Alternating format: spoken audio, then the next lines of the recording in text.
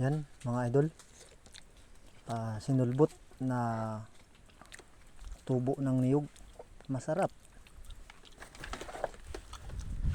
Oh, kitang kita. Ngayon gagawa tayo mga ka-idol. Magandang araw mga ka-idol.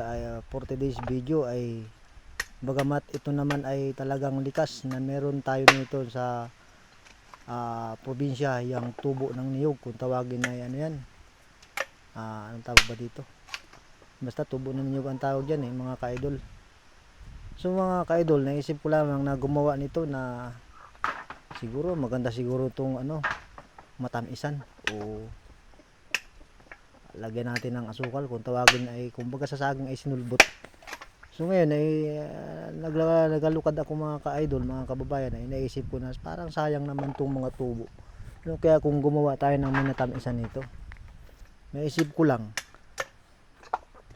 at sa haba na kasi ng nakikita ko sa cellphone na nagbibideo, ay wala pang gumagawa naman nito at siguro awang ko lang kung anong pumasok sa isip ko mga kaba-idol, mga kababayan. Pero titestingin natin mga ka-idol, kasi sayang naman yung tubo naman ng niyog.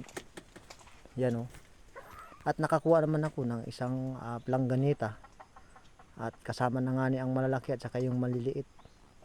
Pero naisip kong mga ka-idol ay sobrang lalaki naman nung tubo pag yun ang gagawin kong minatamisan. So naisip ko lamang, ang gagawin ko lamang dyan mga ka-idol ay yung medyo may maliliit lang. Yung maliliit lang kasi walang gaanong tubig yun pa yan yan, wala pang gaanong tubig. At pagkatapos nga niya mga ka-idol na yan ay nag-umpisa na nga niya akong mamili. Pinili ko ang mga ka-idol yung malalaki, tinabi ko, at yung maliliit lamang ang ang kukuhain natin. Yan yung maliliit lang.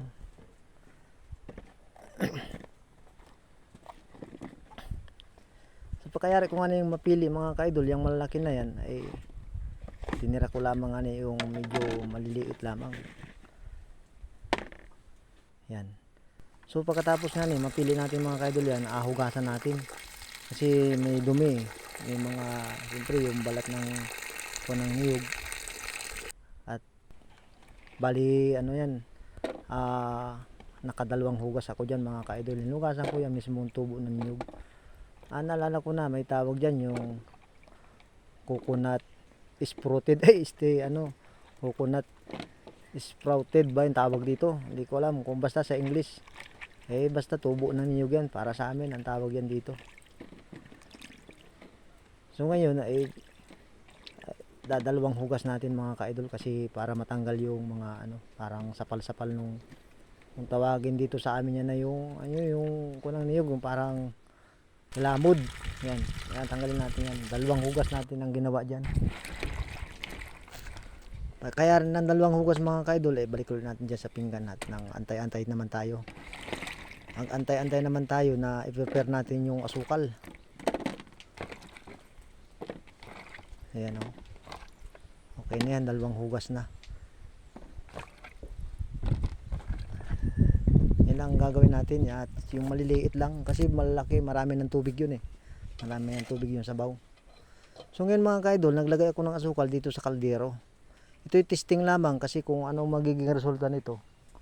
At ito lamang ang mapatunayan ko sa sarili ko na unang-una kong invento na wala pa ako nakikita sa buong na pag-Facebook, wala pa ako nakikita, ngayon lang. Kaya nagtunaw nga ako ng asukal, at pag yan ay medyo na tunas na nga yung asukal na yan, ay saka natin lalagyan ng yung tubig. Ayan medyo tunaw na at maitim. Hinango ko nga yung bagya dahil naman sumubra ng itim. Ayun, ay tamang-tama naman yung pakahango ko, at tamang-tama ang pakatunaw. So ngayon sobrang tigas nito. Ngayon gagawa naman natin ng lalagyan naman natin ng tubig. Oops, ang dami na. Ayun So halos pakalagay ng tubig niya mga ka-idol, sobrang tigas ng asukal na yan. Tigas na tigas yan, halos hindi mo matanggal yung kutsara na yan. Kaya ngayon ibabalik ulit natin sa apoy. So parang sa sinulbot ba na saging na saba ang magiging style nito. Yan. Yan. Ang tagal ko nga kahalo kasi matagal matunaw, tapos yung apoy ko pa ay medyo mahina. Kaya ngayon dubduban ko na yung apoy na yan. Yan. Lagyan natin ng dubdub yan. So ngayon, ay nalaglag pa. Medyo tunas na nga ni yung asukal, ay lalagay na natin tong coconut sprouted na ito, yung tubo ng niyog. Yung nasa ilalim yan, hindi po yung tubo na may dahon, yung po yung nasa ilalim sa loob mismo ng niyog. Ay sus, yan,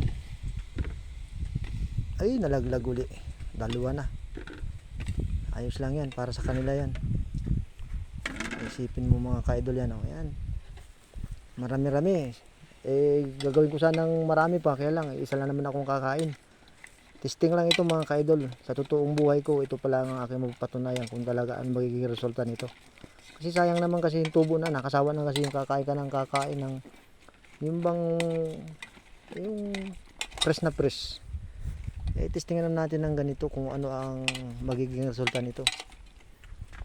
Ayan mga ka-idol, haluin muna natin at hayaan lang natin yan na, kumbaga tawag sa amin yan ay magmatang kalabaw, yung bagang lapot na sa pakako ng asukal. Ano, kulong-kulo na mga ka-idol, mga kababayan. Antay-antay lang natin yan magtunas talaga, yung talagang bagkat na yung asukal sa pakakulo. Ano, dinubduban ko na nga yung apoy at nang madali nang maluto ito. Dahil tanghali na at ako pa nga ay medyo nagkukupra ng kaunting niyog. Ayan o. Oh, malapit nang magbagkat.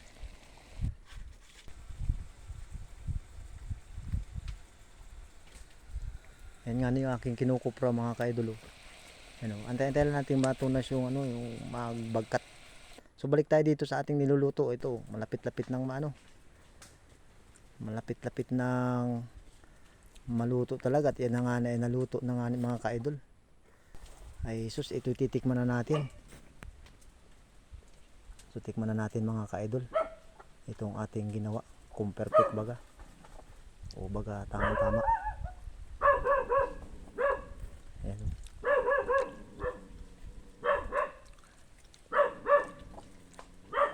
Sarap naman pala idol eh.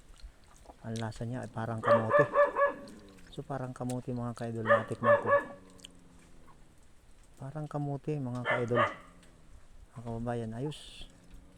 Masarap. Parang kamote ang lasa niya. Ayan. Ating ginagawa. Ayos.